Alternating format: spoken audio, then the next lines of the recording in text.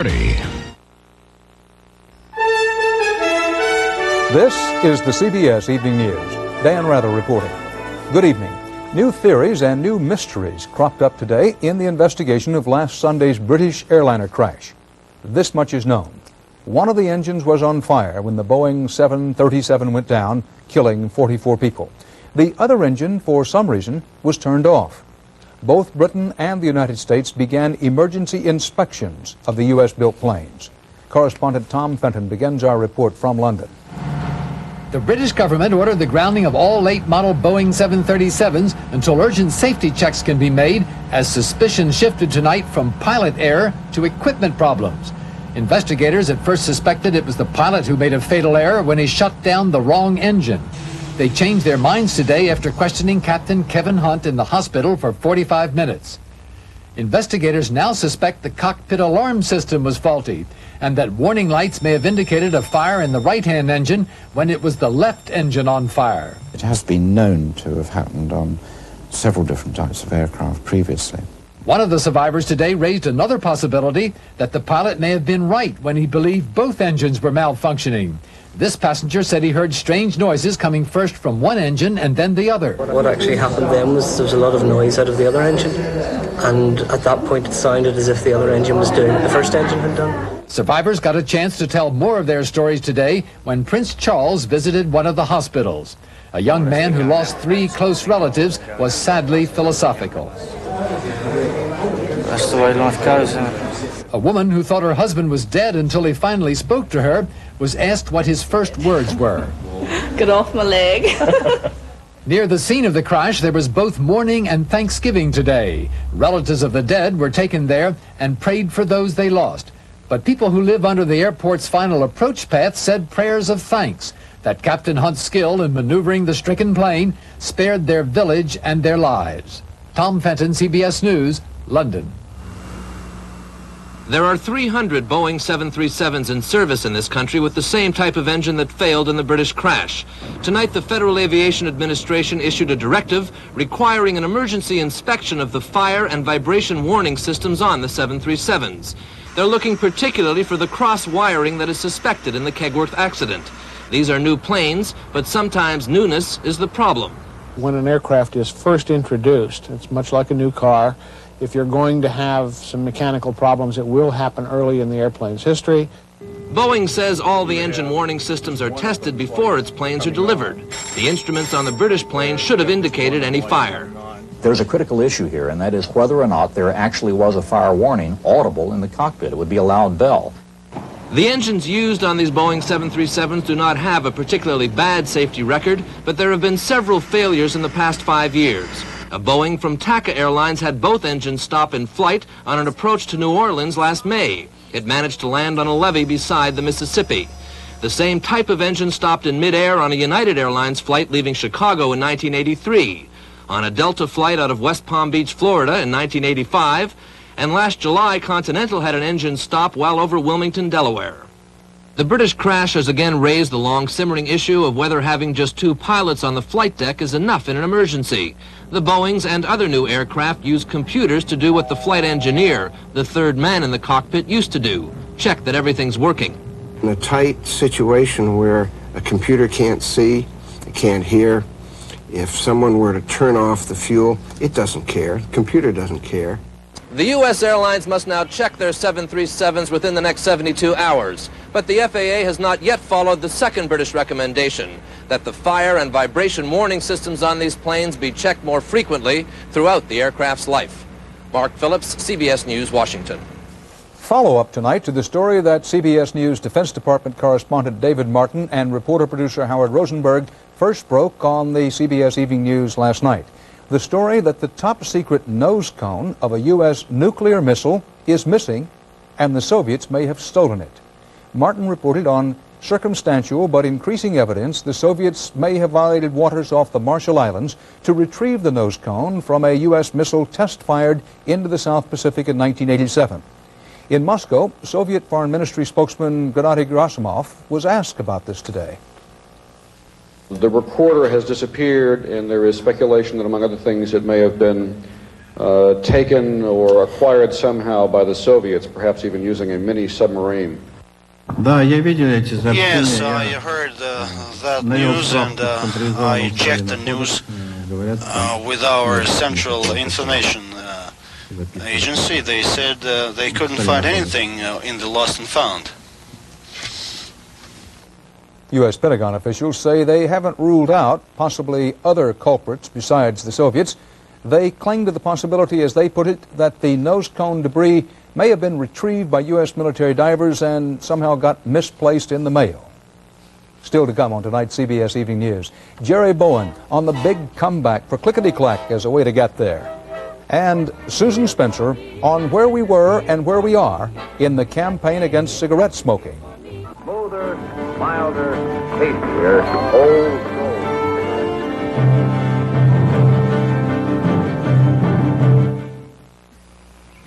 Irregularity used to be a problem for me. But what was I to do? Call the principal and say I can't teach today because I'm constipated? She'd probably say try a laxative. And I'd stand in front of my history class hoping to make it to recess. And then I found the answer. Daily fiber therapy with Metamucil. It's not a harsh chemical, so it doesn't shock my system. It's fiber, natural, soluble fiber. And fiber is what helps keep us regular in the first place. But I wasn't getting enough. Metamucil gives me the extra fiber I need to get regular and stay that way, safely and naturally. It's like I've signed a peace treaty with my insides. And that old feeling, it's history. Metamucil, and you could stay regular for the rest of your life.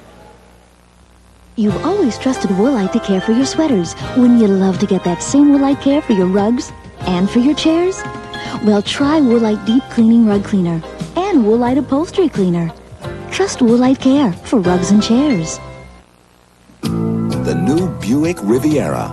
It's a classic all over again. The road has been waiting, you're anticipating the spirit you felt way back when. Riviera is back, a classic again. It's a legend once more, what the road's waited for. Riviera, a classic returns. Oh, the great American road belongs to Buick. The U.S. Supreme Court heard arguments today concerning an important capital punishment issue. Is it justice to execute a mentally retarded murderer, or is it unconstitutional? CBS News law correspondent Rita Braver reports on both sides of this question of life or death. Rossi Mosley has not forgotten one detail, one cruel memory of what Johnny Paul Penry did to her daughter Pam Carpenter in Livingston, Texas 9 years ago. He drug her into the bedroom, and that's where he beat her and raped her and just left bruises all on her neck where and he stomped her kidneys so bad that she ruptured. And that's what killed her. When Johnny Penry broke into Pam Carpenter's house that day, he had just been paroled for another rape and had a long record of violent behavior. He had also been intensely abused himself, raped and beaten in state reform schools, brutalized even before that. My mom wouldn't feed me, wouldn't give me no water. She made me eat my own wayside, drink my own urine. The jury that convicted Penry knew that, but ruled that he acted deliberately, thereby sentencing him to death under Texas law. The jurors also knew that he is severely retarded, with the mental ability of a 6 or 7-year-old, the social maturity of an 8 to 10-year-old. Do you know that it's wrong to kill someone? That's what I had been told that it was. I don't know. Today, Penry's lawyer asked the U.S. Supreme Court to strike down the death sentence on the grounds that it is cruel and unusual punishment to execute someone who is retarded. A mentally retarded person just doesn't fully understand what he's doing and the consequences of it. In today's court session, several justices wondered about the difficulty of determining what level of retardation would exempt someone from the death penalty. The attorney for Texas said what really matters is that the jury believes the accused knows the difference between right and wrong. The fact that his IQ falls on one side of a cutoff point instead of another, I don't think is really an equitable way to approach the situation. Did he give up his right to live in killing your daughter? Sure, he should give up his right to live. It's hard for people to understand till they have a daughter that's, been murdered this way. What would be fair to happen to you? Give me a life sentence where I can have some place where I can get some help. Those who want to see Penry executed and those who don't agree on this, that with his history of violence and mental retardation, he should never have been allowed to live unsupervised. The question now, given Penry's disability, what punishment should fit his crime? Rita Braver, CBS News at the Texas State Prison in Huntsville. The U.S. Supreme Court handed consumers a big victory today and a setback to the nation's troubled nuclear power industry. The justices ruled 8-1 that Pennsylvania utilities could not bill customers to make up the costs of 4 abandoned nuclear power plants. Long-distance buses from Brownsville, Texas were packed today with Central American immigrants, freed by a federal judge's order to seek asylum anywhere in the United States. Most of them headed for Miami, but as Victoria Corderia reports, their troubles didn't end there. Right now, almost 300 Nicaraguan refugees are housed in a baseball stadium, along with almost 200 of Miami's homeless. And hundreds of Nicaraguan refugees are heading from Texas to Miami. A judge's order on Monday allowed the Nicaraguans to leave the border town of Brownsville. Complaining of cold weather in Texas, many immediately headed for Florida, trying to get there however they could. Carmen Castro and her son were among the first to arrive in Miami. She says all of the refugees in Texas and those still waiting to flee Nicaragua talk only of Miami. The Nicaraguans arriving here are glad to be in a warmer climate, but are stunned at the cool reception they're getting. Miami officials say the city simply cannot afford another wave of refugees. We're not in the housing business. We can't feed and clothe these people indefinitely. And if we don't get some assistance from the federal government, we just can't handle it. The city is not allowing any more into the shelter. We're also closing the gate down there. Many who have been languishing there for weeks are getting angry. No one ever told us it was going to be so difficult here, says Marvi Matamoros, who has been waiting a month for permission to work.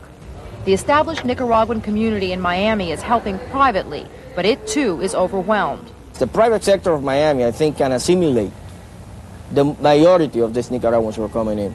It has, for years. But now the flow is just too large. The refugees in the stadium must be cleared out by the end of the month when baseball spring training begins. Carmen Castro and hundreds of others who will be arriving here in the next few days think they will have a place to stay temporarily as they start life in their dream city. All of them, say Miami officials, are in for a tough beginning. Victoria Corderi, CBS News, Miami. Thousands of Mexican oil workers walked off their jobs today protesting the arrest of their union leader. Some refineries were crippled and panicky motorists lined up for hours to stock up on gasoline. 66-year-old union leader Joaquin Hernandez Galicia was seized in a raid yesterday and charged with smuggling and gun running. This was seen as a move by the new Mexican government to break the power of the allegedly corrupt union over the once allegedly corrupt state-owned oil industry.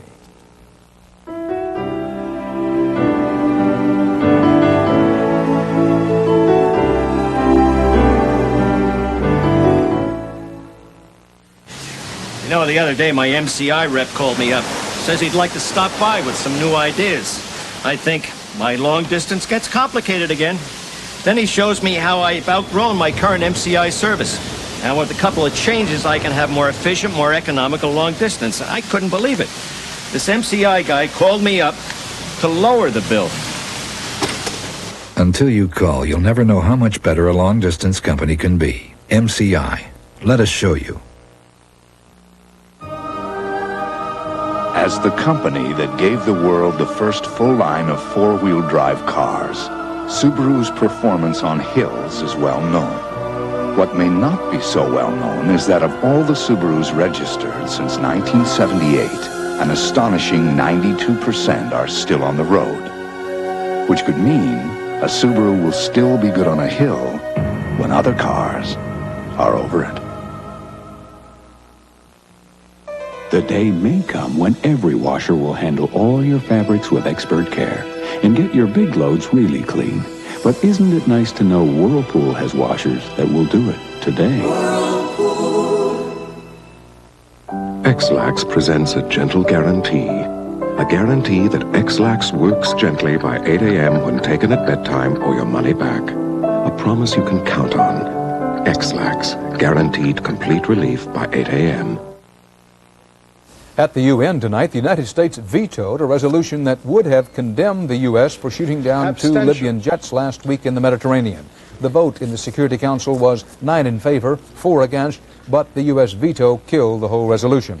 Earlier today, in what could be seen as a take-down-the-heat move toward Libya, U.S. diplomats said the U.S. military has canceled plans now to hold aerial maneuvers near Libya next week.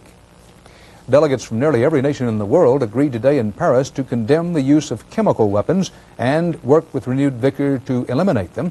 After 5 years of hot debate, I should say after 5 days of hot debate, conference leaders stayed up all night negotiating the final statement. Wyatt Andrews reports on the windup.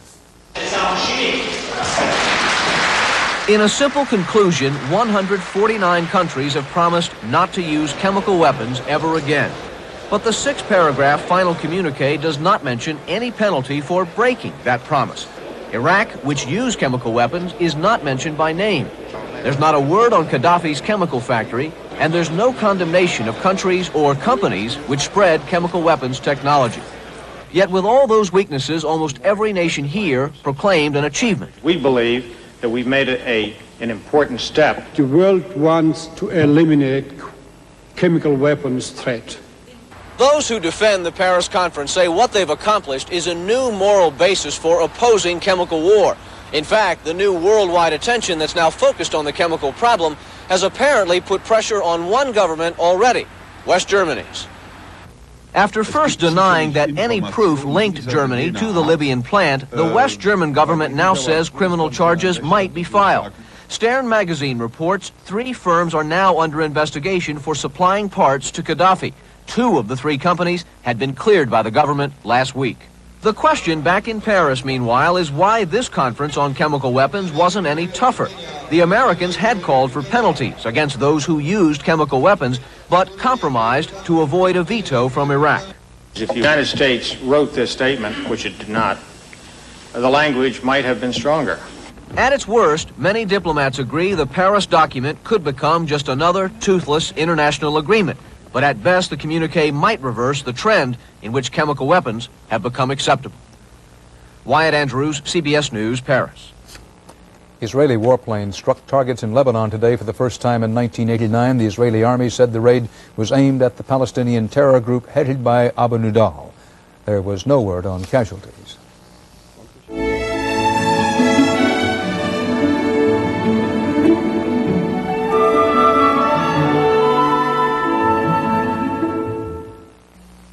Taking home whole wheat total? Special K.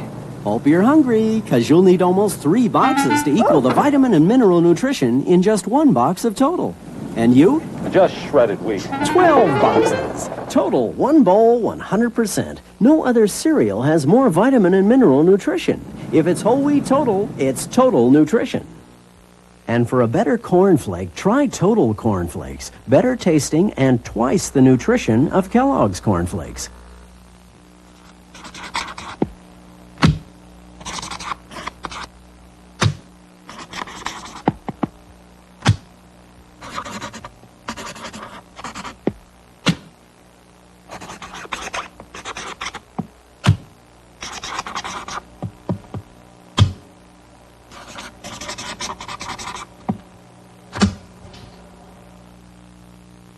When people count on you, count on Post-it brand notes.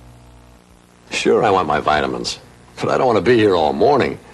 1 glass of great-tasting Sunsweet prune juice gives me more iron and calcium than those other juices. Sunsweet, here's to your health. When Mom gets a cough and cold, everyone suffers. Mom, Dad's ironing. Time to doctor that cough with Robitussin. Look, Mom's feeling better. Robitussin, recommended by more doctors, pharmacists, and Dr. Mom. Only a few years ago, the song was strictly for nostalgia's sake. Clang, clang, clang went the trolley was sung mostly by Americans who drove their own cars or flew or took a bus. Now it seems to be back to the future on rails, but some critics question whether that's money well spent. Jerry Bowen has been investigating. Amtrak San Diego makes its spectacular run along the California coast on a longer track these days, going beyond Los Angeles all the way to Santa Barbara. Outside of the busy Boston-Washington corridor, it's the most popular train route in America. Popular and almost paying for itself, due in part to increased use by commuters. In fact, the clickety-clack is making a big comeback up the coast and across the country. All kinds of passenger trains are in again. The largest increase in traffic has been commuters, and those are people that we were told wouldn't get out of their cars. The rail renaissance began with the San Diego trolley in 1981, a 16-mile route to Tijuana that started with slightly more riders than expected and has been growing gradually ever since. Portland, Oregon has a similar system, and like most light rail lines, it was built for less money and with less disruption to neighborhoods than the planned alternative, a freeway. Last week, a Miami to West Palm Beach, Florida commuter line opened. This spring, it will connect with Miami's metro system. 41 cities in all are involved in some phase of rail transit development, recreating an idea that was a moving part of America, even Hollywood. Hey, mister, ain't you got a car? Who needs a car in L.A.? We got the best public transportation system in the world. Scores of cities, such as Los Angeles, once had efficient rail systems, but many of them were bought up and dismantled by a company backed by some oil, tire, and car companies more interested in promoting the automobile. Now, after nearly 4 decades of devotion to freeways, car-choked Los Angeles is turning to a combination of light rail and subways. Planners are warning, unless there's an alternative for commuters, the average speed on area freeways will drop from 33 miles an hour today to just 15 miles by the year 2000. So, to head off gridlock, Los Angeles is spending $200 million a mile for a planned 17-mile subway system. A high cost justified by the need, say planners. Still, critics here and elsewhere say the rush to the rails is a big mistake.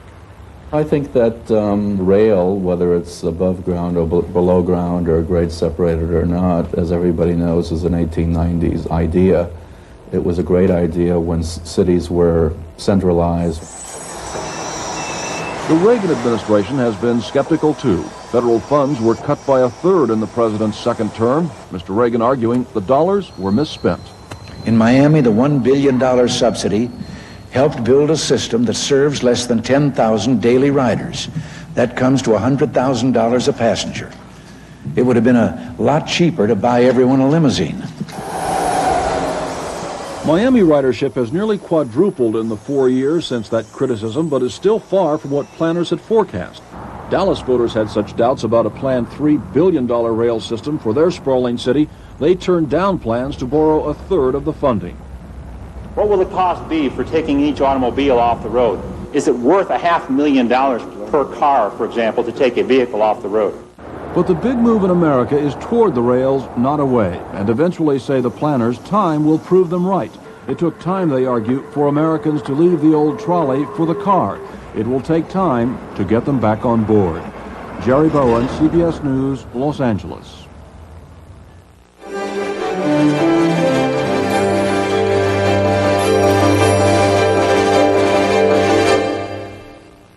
And I don't want anyone driving my XT while I'm away. You understand?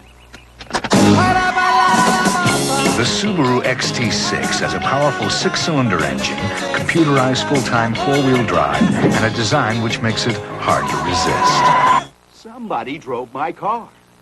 Who was it? The Subaru XT6, Sport Magazine's Super Bowl MVP award.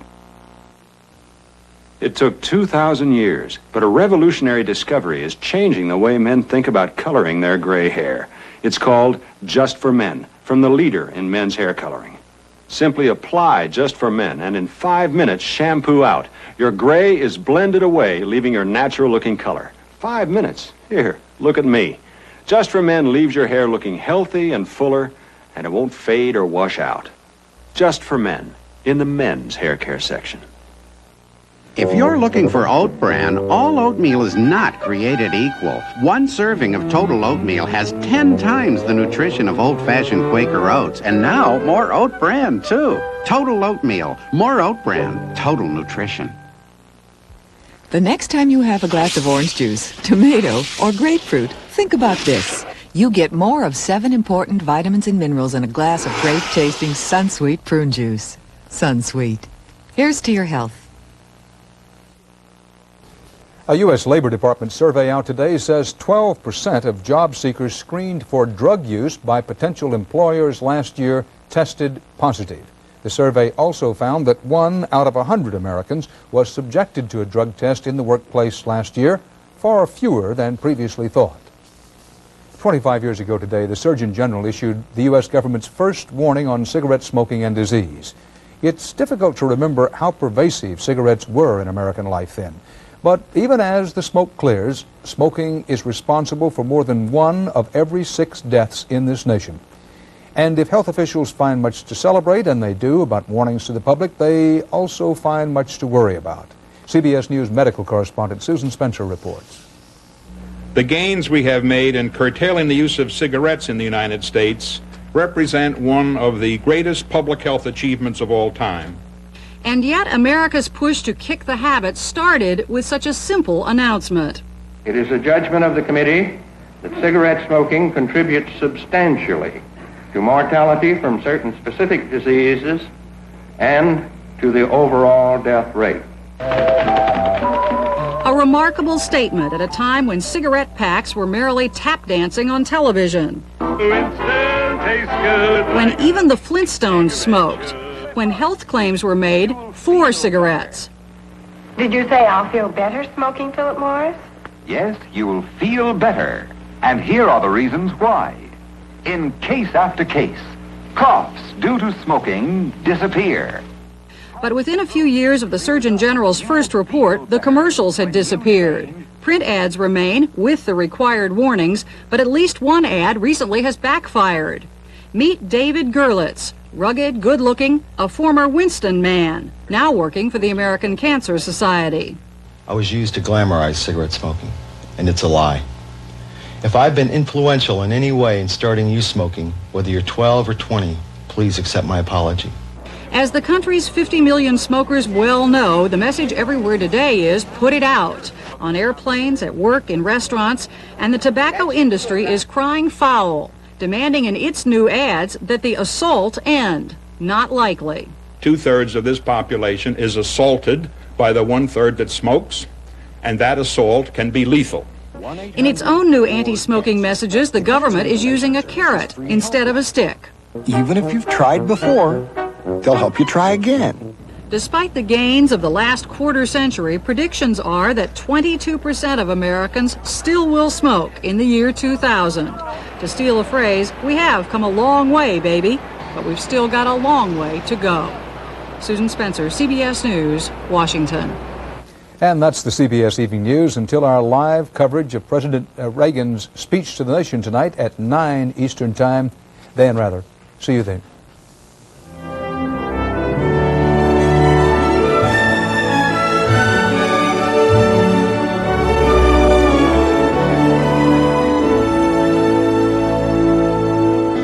I'm Harry Smith. And I'm Kathleen Sullivan. Tomorrow morning, Reagan joins us on her father's farewell address in the Reagan presidency. Also, Tony Bennett on CBS This Morning.